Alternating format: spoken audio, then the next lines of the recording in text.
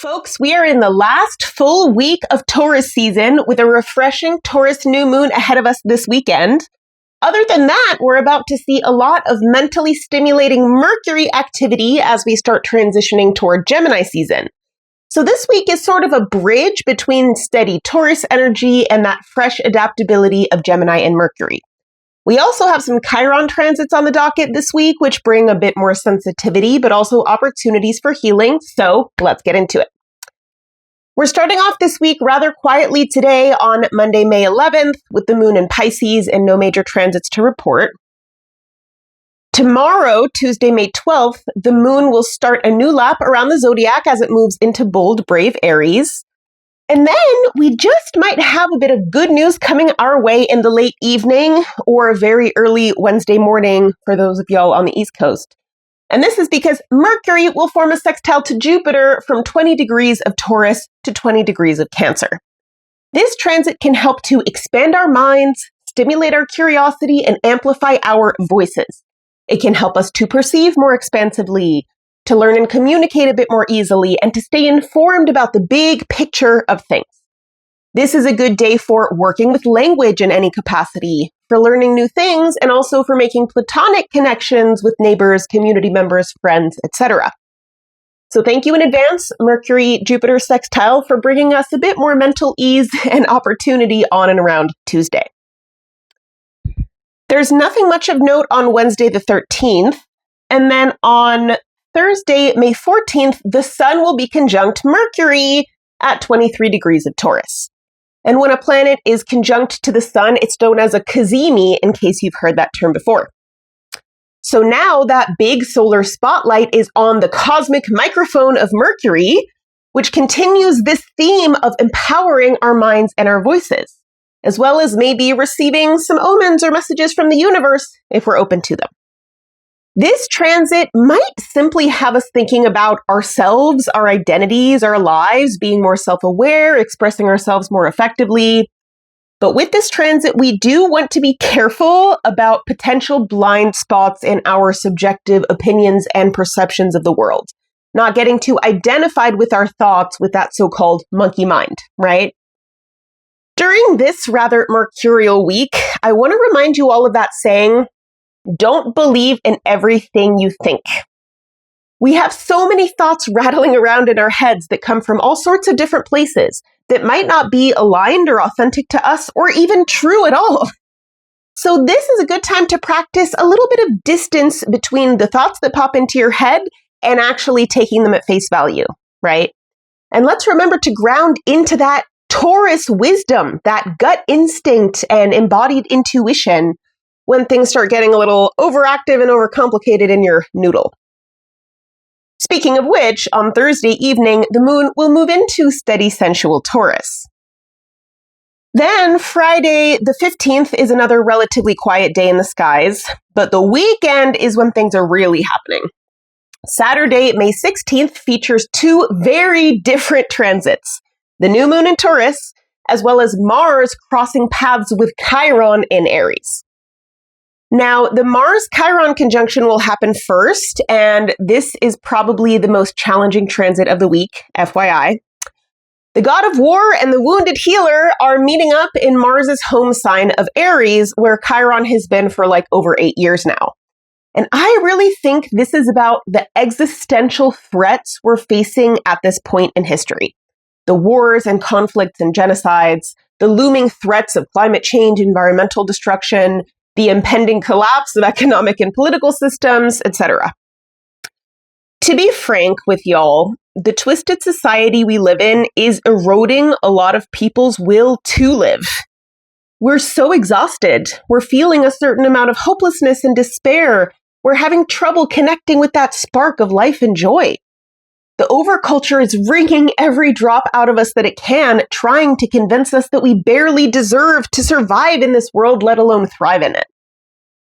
And it's possible that Mars will bring even more frustration, stress, and anger into this equation. But Mars is also the planet of will, drive, motivation, desire, going after what we want. This is exactly the part of ourselves we need to connect to in order to fight back, especially in the sign of Aries the warrior. to embody that warrior that can defend these wounded parts of ourselves individually and collectively. So we might just be able to use this energy to dig deep, to uncover another layer of energy and sacred rage, to remember what and who we're fighting for.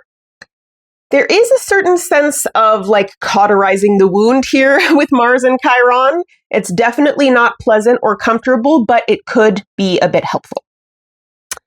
Now, less than half an hour later on Saturday, the moon and sun will meet up at just shy of 26 degrees of Taurus, bringing us a new moon.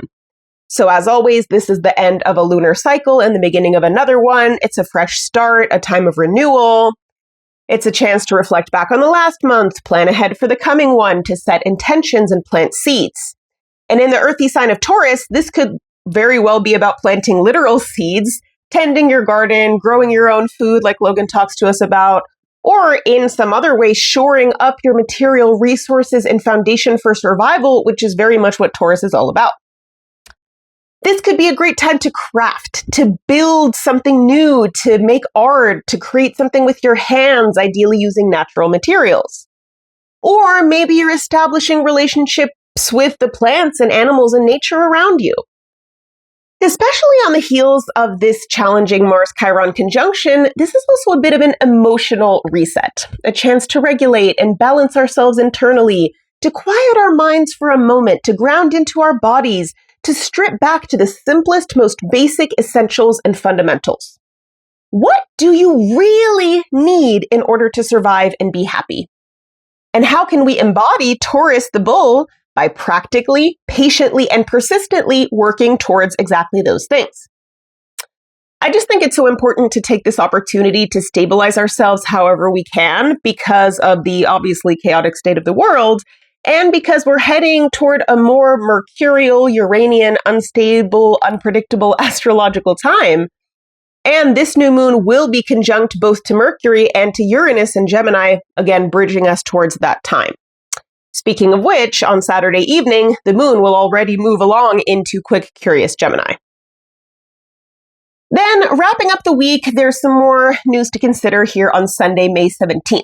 In the early morning, Mercury will leave Taurus and enter its home sign of Gemini. Get ready for our mouths and our minds to be moving a lot more quickly, folks. This is a very mentally stimulating time where we can perceive a lot and think a lot, communicate, learn new things, and shift old stubborn thought patterns more easily, so that's good. But we can also feel scattered, overwhelmed, chaotic, unfocused, even more than we already do in these overstimulating times. This is a moment to really think about how we consume information and the rapidly changing landscape of education, media, the internet, etc. It's a time to consider the stories we tell ourselves and others, how we use the tool of language, and to more easily update and change it to reflect the values we hold and the truths we're continuing to learn. Maybe you're someone who could express yourself a lot more, or maybe you're someone who needs to work more on the listening part. Either way, you can lean into Mercury and Gemini for some help. Next up here on Sunday, Venus will form a sextile to Chiron from 28 degrees of Gemini to 28 degrees of Aries. And this is definitely the more pleasant of the two Chiron transits this week. Venus can apply a bit of balm to our sore, sensitive Chiron spots, especially after Mars ripped through them just a few days before. Venus sextiling Chiron can really stimulate healing for us around our values, our emotional regulation, our resources, our creativity, and of course, our relationships. This is such a good day for a deep healing conversation with a loved one. And we might even get a bit of good news about a development toward equality and justice that soothes some of our existential Chiron fears, but we'll have to wait and see. The last transit of this week will be Mercury meeting up with Uranus at 1 degree of Gemini on Sunday evening. And this transit will stimulate and electrify our minds even further. Uranus's job is to shake things up, right? So as it crosses paths with Mercury, get ready for a little shock, some sudden news, an unforeseen insight or perspective shift. You might just notice more weird and unusual happenings in your everyday environment.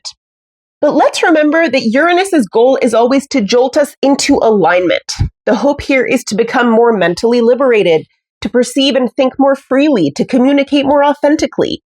So Sunday could be a good day for some revolutionary community building, reading, learning, speaking, writing, zine making, something along those lines. Of course, we want to keep an eye out for those Uranus and Gemini trickster figures, for the misinformation and disinformation, as well as those unexpected hard-hitting truths. All right, that's it for this week's astrological weather report. I'm Alice Pope, sending you all new moon blessings. Logan, back to you.